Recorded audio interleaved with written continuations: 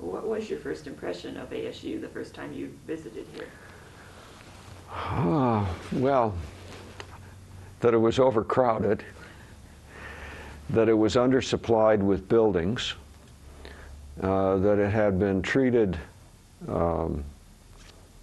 less well than its competitor in Tucson, and that it was more likely to have more students in the future than Tucson was because of the growth of the metropolitan area.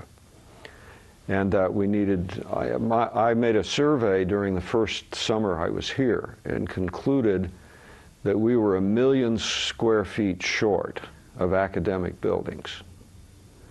Well, that in itself is a major challenge to anyone looking at an institution, particularly if the regents indicate that they're interested in filling that gap and if it seems likely that the money would be available from the state to make it happen.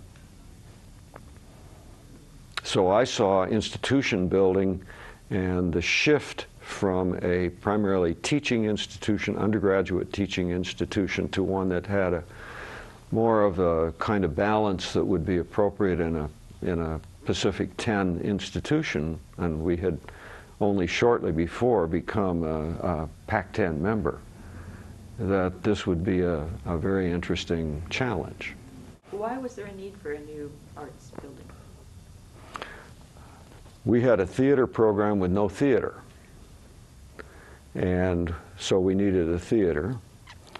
We had a major collection of art without a facility to store or house it.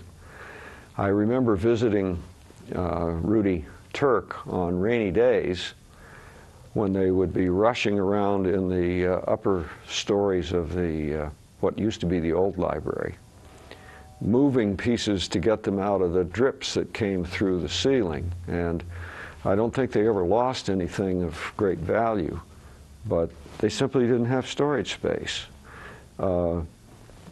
They didn't have facilities that would allow them to accept traveling shows because they didn't have temperature and humidity control. They didn't have security. We have one of the major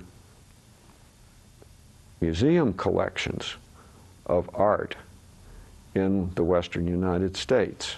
And many people don't know that, but we have an extensive and important collection because a lot of rich people who moved here in their later years donated collections to Arizona State University that constitute the heart of the collection. We almost certainly have the finest university collection of turned wood objects as just one of the many things that we've collected.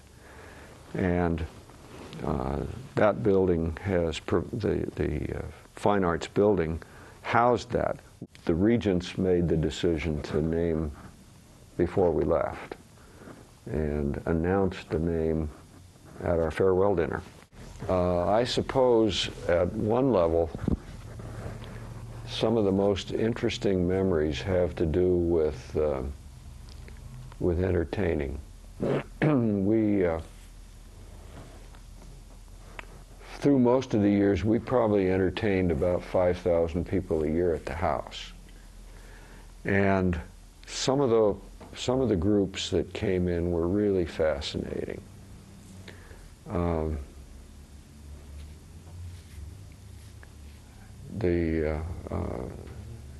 Graham, what was her name?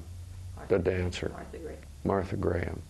She and her troupe had dinner at our house one night about 1 o'clock in the morning.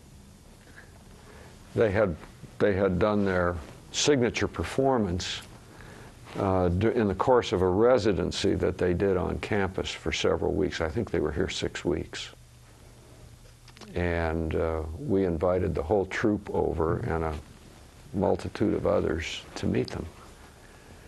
And I have an indelible memory of Martha Graham sitting on the sofa in the living room holding court with the people who came in to talk with her. And we had a little Sheltie at the time who positioned himself right next to her. And she was sitting there petting him, talking with these people as they came in.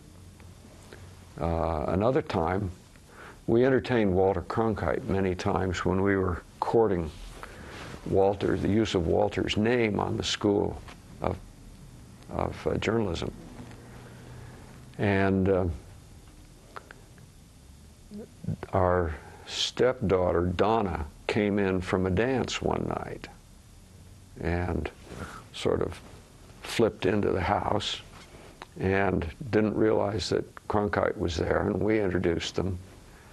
And he asked her what she'd been doing, and she said, well, she'd been to a dance. And he asked her if she knew how to waltz. And she said, well, no, I've never done that.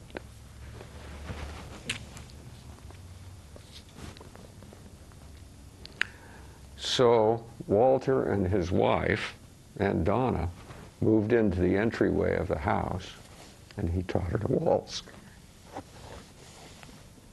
Now that's a unique memory. Well, Mrs. Cronkite hummed the Blue Danube.